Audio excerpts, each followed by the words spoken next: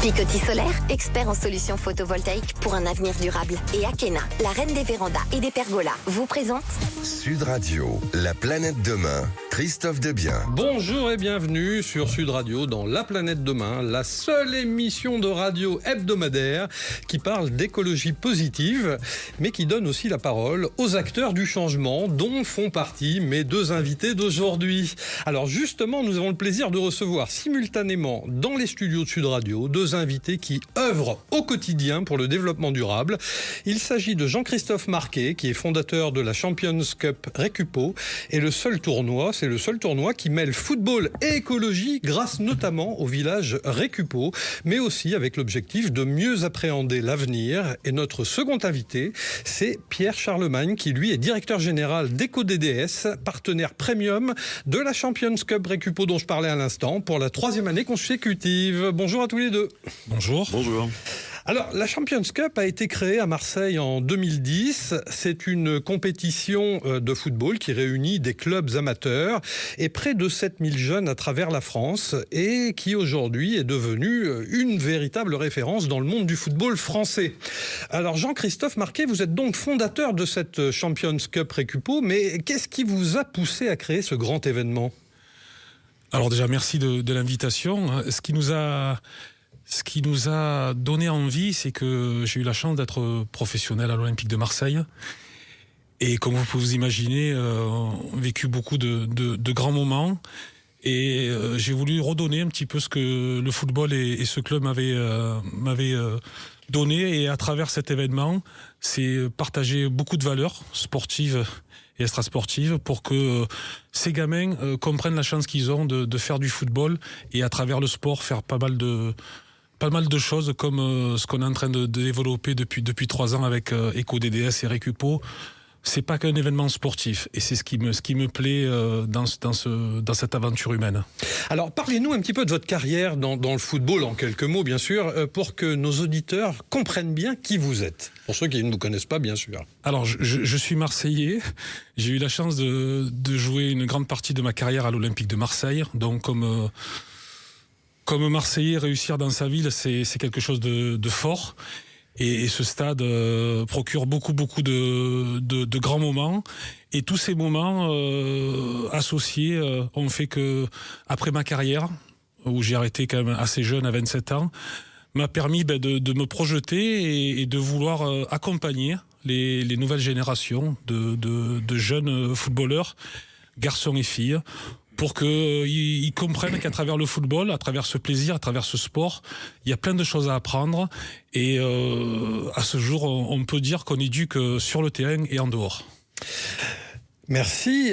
En tout cas, je suis vraiment ravi de vous accueillir dans les studios de Sud Radio. C'est une première. On va consacrer cette émission, je ne l'ai pas dit au départ, mais entièrement au football responsable, qui est quelque chose de vraiment sympa parce que du coup, comme c'est très populaire, le football, c'est un sport très populaire, ça ouvre à la fois les esprits, mais aussi grandes les portes et les fenêtres. Donc formidable. Et comme on parle d'écologie, et justement, Pierre Charlemagne, vous êtes directeur général d'EcoDDS, partenaire premium de l'événement dont on parle, c'est-à-dire la Champions Cup Récupo.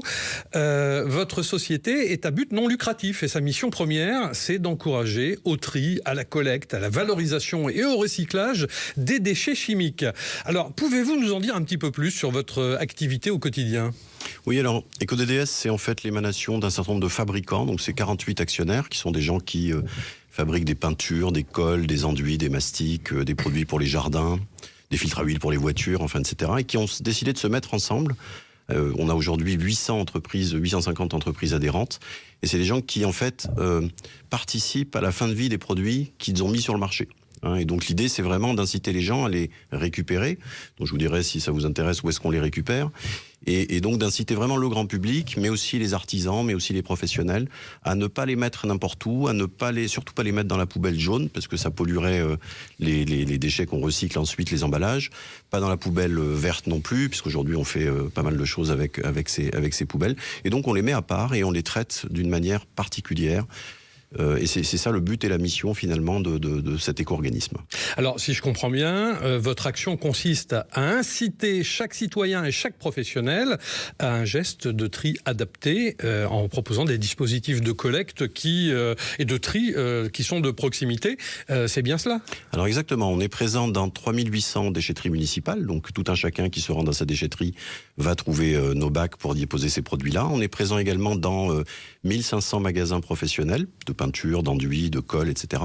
680 ce qu'on appelle des GSB, des grandes surfaces de bricolage, donc je crois qu'on cite pas de nom, mais enfin vous voyez bien à qui on fait référence. Et puis on intervient également directement chez les artisans. Donc dès que vous avez un volume de chantier, de peinture, on vous pose des bacs et on récupère directement chez eux pour pas justement qu'ils aient à aller dans les déchetteries, qu'ils n'aillent pas encombrer les grandes surfaces, etc. de manière à ce qu'ils soient en circuit court. Et eux, du coup, vont chercher leur peinture chez des distributeurs professionnels et en même temps rapportent leurs déchets une fois que les chantiers sont terminés. Alors, j'ai appris que EcoDDS couvrait un réseau national de plus de 60 millions d'habitants, en France, bien sûr, et assure la collecte dans plus de 6500 points, comme vous venez en fait de le dire. Mais vous êtes sur tout le territoire français ou vous êtes sur certains départements ? Non, on est vraiment présent partout, sur le territoire métropolitain, et puis on est aussi présent dans les DOM. On est présent en Martinique, en Guadeloupe, en Guyane. On est présent jusqu'à Saint-Pierre-et-Miquelon. Et puis pour l'anecdote, on a ouvert un partenariat il y a 2 ans avec la base du Mont d'Urville en Antarctique. Et donc vous savez que ce sont des bases qui doivent être entretenues. Il y a forcément de la corrosion, il y a forcément voilà. Et là c'est un peu particulier, c'est la défense nationale. Enfin c'est l'armée en fait qui récupère en hélicoptère nos bacs et on les rapatrie via la Réunion en fait jusqu'en métropole. Donc on est vraiment présent, un acteur présent partout. Et c'est important pour nous. Moi, je suis originaire de Nouvelle-Calédonie, donc autant vous dire que les dom-toms, c'est quelque chose que j'ai à cœur. Oui. Et c'est une des raisons pour laquelle, d'ailleurs, on a, pour la première fois cette année, donc ça fait 3 ans qu'on accompagne Jean-Christophe dans ce tournoi, on a souhaité être présent en Martinique cette année. On va en parler, effectivement, on va en parler. Non, mais c'est très bien. Vous encouragez à accompagner les parties prenantes dans leur volonté d'accélérer donc la transition vers un usage neutre des produits chimiques. Mais pourquoi vous êtes associé à ce grand tournoi de football ? Alors, il y a 2 raisons. D'abord, vous l'avez dit, le foot, c'est quand même le sport le plus universel et le plus populaire. Je veux dire, il suffit que vous mettiez 2 sacs à dos de chaque côté d'une pelouse et vous mettez un ballon au milieu et on voit très bien que ça se passe très vite. Ça fait appel à quelque chose qui est vraiment très profond en nous. Et on a souhaité, en fait, c'est un choix. Moi, je suis pas du tout footeux. Enfin, je suis pas amateur de foot, vous voyez. Donc, c'est pas une question d'ego qui nous a conduit à sponsoriser ça.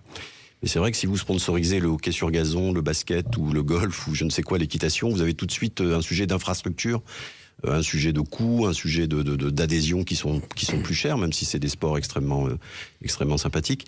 Le football, c'est quelque chose qui est à la fois, il y a une vraie élite mondiale, c'est probablement les joueurs les mieux payés au monde, quand on regarde les stars, et puis en même temps, c'est quelque chose d'extrêmement populaire, vous pouvez aller dans tous les quartiers, vous trouverez des gamins qui jouent au foot. Donc c'est vraiment ça qui nous a intéressés. À un moment où ça devient compliqué pour nous de parler d'écologie, c'est un message qui, sur le papier, est sympa, mais en fait, c'est plus la première préoccupation des gens. Malheureusement. C'est vraiment le pouvoir d'achat. C'est quand on regarde un peu toute la société et qu'on regarde la manière dont, si vous voulez, on a une espèce de violence qui monte, on a une déliquescence d'un certain nombre de sujets, où qu'on se tourne, puisqu'on parle de la jeunesse, on pourrait parler de l'éducation nationale, on pourrait parler du logement. Et en fait, on s'est dit, bon, si on veut faire quelque chose de concret, c'est un peu comme l'armée du salut. Vous savez, vous avez le slogan de l'armée du salut, c'est soupe, savon, salut. C'est pas la peine de parler aux gens de spiritualité avant d'avoir parlé de leur donner à manger. Et il y a un sujet de nutrition dont peut-être Jean-Christophe vous parlera tout à l'heure.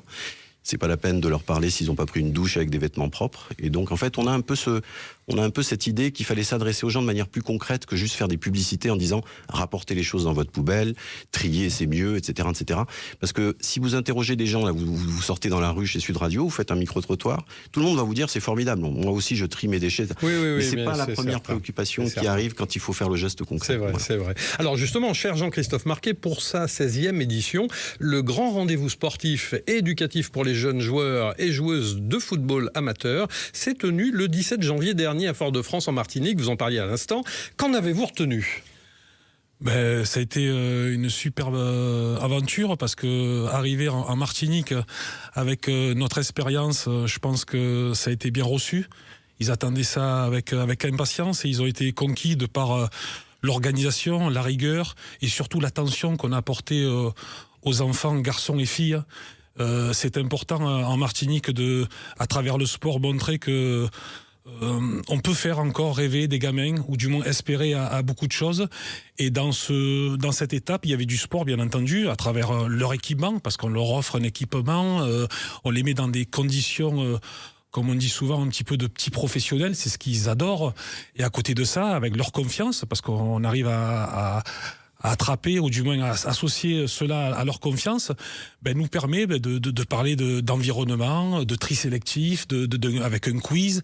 Donc le fait qu'ils soient en confiance nous permet de mettre le maximum de choses dans leur tête, et changer un petit peu leur code.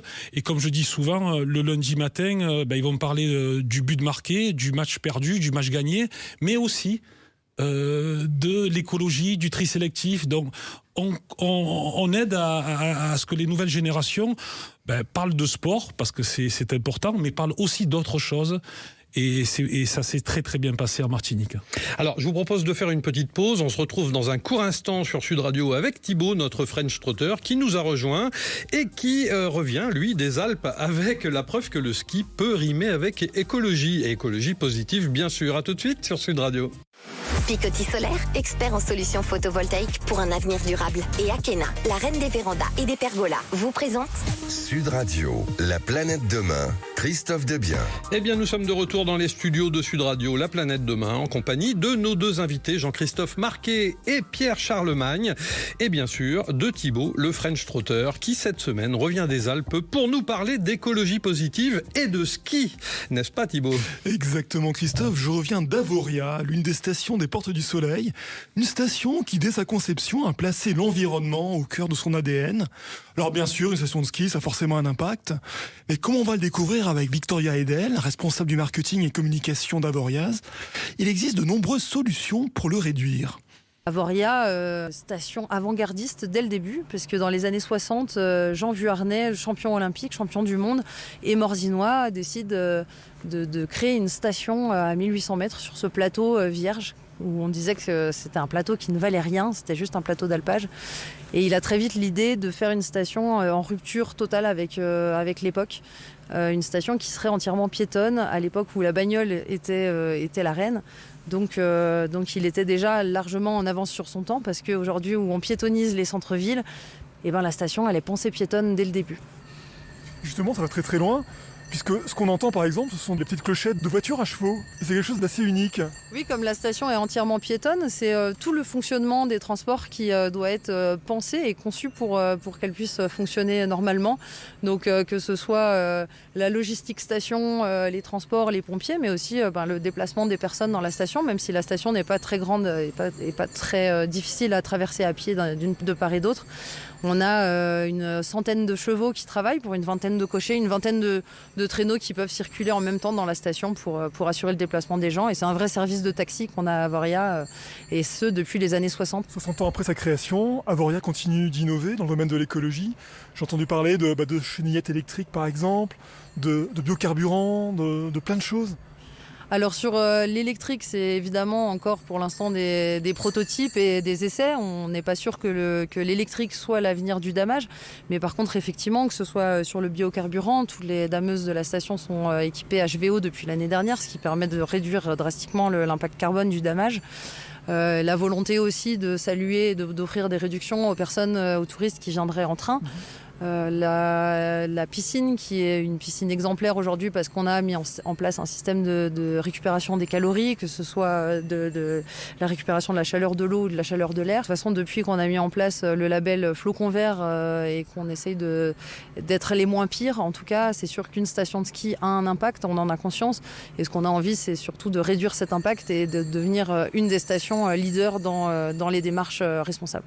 On vient de prendre de la hauteur, justement. Il y a aussi l'architecture, une architecture qui se fond dans le paysage. Oui, la station est recouverte entièrement de bois non traité qui va se teinter de différentes couleurs en fonction de son exposition. Donc plutôt un gris vison côté nord et un fauve côté sud. Et quand on regarde la végétation autour de la station ou la couleur des minéraux, par exemple de la falaise qui surplombe et sous Avoria, on est entouré de falaises, et on se rend compte que les bâtiments ont la même couleur que sa nature environnante. Et ça fait partie du concept d'architecture organique. En plus de cette forme particulière des bâtiments, en plus du bois qui évolue, elles se font aussi dans sa nature. Une chose qu'on n'a pas dite, c'est que les bâtiments ils sont orientés plein sud. Exactement. Alors la majorité des bâtiments et des appartements en fait sont orientés plein sud pour avoir ce chauffage naturel qu'est le soleil. Et toutes les coursives et les accès aux bâtiments, dans la plupart des cas, sont orientés nord pour, encore une fois, avoir l'appartement côté sud et les entrées côté nord. Découvrir cette nature merveilleuse, c'est aussi une incitation à la protéger. C'est sûr que quand on voit les montagnes autour, on n'a pas envie que ça ait une échéance, on n'a pas envie que ça se termine, on a envie que nos enfants, que nos petits-enfants puissent en profiter le plus longtemps possible. Merci beaucoup Victoria. Eh bien, ce petit son de clochette que nous entendons derrière le sonore de Thibaut nous rappelle qu'il existe une multitude de modes de déplacement naturels et zéro carbone. On en reparle très vite. Merci Thibaut. À dimanche prochain et surtout continuez à French trotter toute la semaine prochaine pour nous faire découvrir les pépites de l'écologie positive. Vous êtes toujours au cœur de l'émission La Planète Demain sur Sud Radio avec nos deux invités Jean-Christophe Marquet, fondateur de la Champions Cup Récupo qui est le seul tournoi qui mêle football et écologie, et Pierre Charlemagne, qui lui est directeur général d'EcoDDS, partenaire premium de la Champions Cup Récupo, mais aussi un grand acteur du recyclage et notamment dans les produits chimiques. Cher Pierre Charlemagne, ce tournoi, pas comme les autres, se distingue par son aspect éducatif citoyen, avec une sensibilisation pour tous à la question du tri et du recyclage, justement au sein du village Récupo. Comment organisez-vous, en quelques mots, cet événement dans l'événement ? Alors en fait, on a voulu un espace dédié. Alors il faut savoir qu'on le fait, on a un village en fait qu'on a fait en partenariat avec la Fondation. Donc c'est la fondation qui s'occupe à la Fédération française de football de l'éducation de la jeunesse. Et donc là, on a un parcours en fait, puisqu'on veut que les gamins puissent vraiment déambuler à l'intérieur de ça. Il y a des animateurs qui sont formidables d'ailleurs, j'en profite pour les remercier. Et puis il y a des jeux, une fois qu'on a fait la partie pédagogique, ils vont pouvoir interagir. Et on est même allé jusqu'à leur donner des points, c'est-à-dire que les équipes ne sont pas là que pour gagner parce qu'elles ont gagné un match de foot, elles peuvent en plus gagner des points, et donc c'est vraiment l'ensemble qui fait que vous arrivez en finale.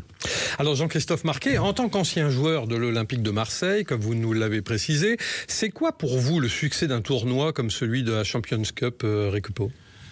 Alors le succès c'est beaucoup de détails. C'est beaucoup de détails comme déjà donner la possibilité à ces clubs amateurs de vivre un moment, une aventure sportive et humaine à travers leurs présidents, leurs éducateurs et leurs joueurs, parce qu'ils s'identifient maintenant à cette Champions League des enfants, parce que pour nous c'est une référence en termes de football. Et pendant en début de projet, on a voulu bien entendu être les référents au niveau sportif, à travers tous ces détails, le maillot, les interviews, les sites, mon staff d'anciens professionnels qui est là pour accompagner tout ce beau monde. Et bien entendu, il y a 3 ans, avec EcoDDS, je pense que quand on travaille avec des enfants, on est responsable de un petit peu avec leurs parents de leur éducation à travers le sport et tout cela. Et c'était judicieux d'associer l'environnement, parce que on voit que ces enfants, à travers ce parcours ludique, nous étonnent parce qu'ils savent beaucoup de choses déjà à leur âge, et nous permet de dire qu'on est dans la bonne voie pour marquer des générations, leur donner le meilleur, le maximum d'éléments pour que, comme je vois, la planète de demain soit meilleure. Et pour nous, c'est important comme je dis, en confiance, dans un format que les enfants connaissent, le foot, le sport, introduire, associer ce village qui nous permet de voir des comportements fabuleux d'enfants et de parents, dont on se dit qu'on est dans le vrai. Alors, Pierre Charlemagne, avec une première étape à Fort-de-France en Martinique, était-ce important pour vous et votre entreprise d'être présent dans les DOM-TOM ? Oui, absolument. Alors, on dirait qu'on a un peu cassé, c'est un projet qu'on avait depuis un moment, mais on a un peu cassé la tirelire cette année, parce qu'il y a cette étape Martinique, dont parlait Jean-Christophe, et puis ensuite, il y a le fait que les finalistes vont venir en métropole. Et c'est souvent des gamins qui n'ont pas forcément l'occasion de prendre l'avion, de venir. On va s'arranger parce qu'on aurait pu leur faire Orly-Nice. La finale est à Nice, à l'Alliance Rivera Club. Et en fait, on va les faire s'arrêter à Paris parce que ça leur permettra aussi de voir la Tour Eiffel. On veut que ce soit un événement pour eux. Vous voyez, on veut vraiment qu'il y ait quelque chose qui se passe. C'est formidable. Au-delà de juste faire un tournoi et voilà. Et donc, oui, c'était important pour nous qu'on contribue dans les DOM, parce que les DOM, c'est assez loin quand même, géographiquement. Vous avez les Caraïbes, c'est de l'autre côté de l'Atlantique, et on veut absolument qu'ils soient rattachés à tout ce qui se passe en métropole et qu'ils ne se sentent pas délaissés. Voilà. Pour nous, c'est important. Et combien environ de visiteurs chaque année au village Récupo ? Alors, il y a déjà tous les enfants qui passent, là. Donc, il y a 6500 enfants, ça, on en est sûr. Après, il y a les parents. Voilà, c'est une cible qui est formidable pour nous, parce que les parents, c'est aussi souvent des artisans, par exemple. Donc, c'est des gens qui travaillent avec les produits qu'on récupère, si vous voulez. Donc. Et vous avez un site internet, j'imagine, pour justifier en fait cette Champions Cup Récupo. Je ne sais pas si c'est Jean-Christophe ou... On a chacun notre site. Et allons-y. Non, mais parlons oui, on a chacun notre site, et bien entendu que le site de la Champions Cup parle de sport, et aussi bien entendu de toutes les démarches et les actions que nous proposons à tous ces gamins. Comme vous disiez, on est les seuls, malheureusement, parce que il faudrait plus d'événements pour encore plus sensibiliser ces générations.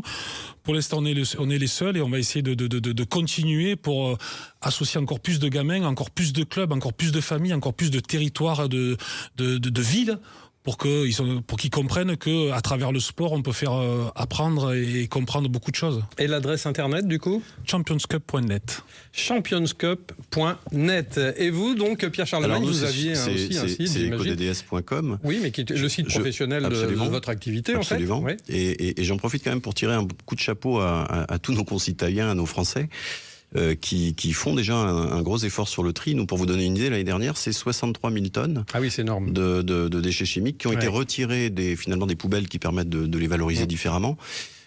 Et donc voilà, c'est quand même 65 millions de Français qui au quotidien se déplacent, quand ils vont en déchetterie, rapportent leurs anciens pots de peinture qu'ils ont parfois gardés plusieurs années dans un garage, vous voyez. Donc on est vraiment sur quelque chose qui est très concret. Merci infiniment, cher Jean-Christophe Marquet, fondateur de la Champions Cup Récupo, le seul tournoi qui mêle football et écologie, et Pierre Charlemagne, directeur général d'EcoDDS, partenaire premium de cette Champions Cup Récupo. Je vous souhaite à tous un excellent dimanche après-midi, et je vous laisse avec Alain Marty pour Invino, l'émission à écouter sans modération. Pour ma part, je vous retrouve sur Sud Radio tous les matins à 7h35 du lundi au jeudi pour la Minute Planète, et dimanche prochain à 12h30 pour la Planète Demain, la seule émission dédiée à l'écologie positive. En attendant, vous pouvez visionner gratuitement tous les beaux films de découverte et de nature sur notre plateforme digitale www.laplanetedemain.plus. Prenez soin de vous et à dimanche prochain. Merci. Akena, expert en carport et pergola solaire pour des économies et un avenir durable. Et Picoty Solaire pour que l'avenir s'éclaire avec des choix durables. Vous ont présenté Sud Radio, la planète demain, Christophe Debien.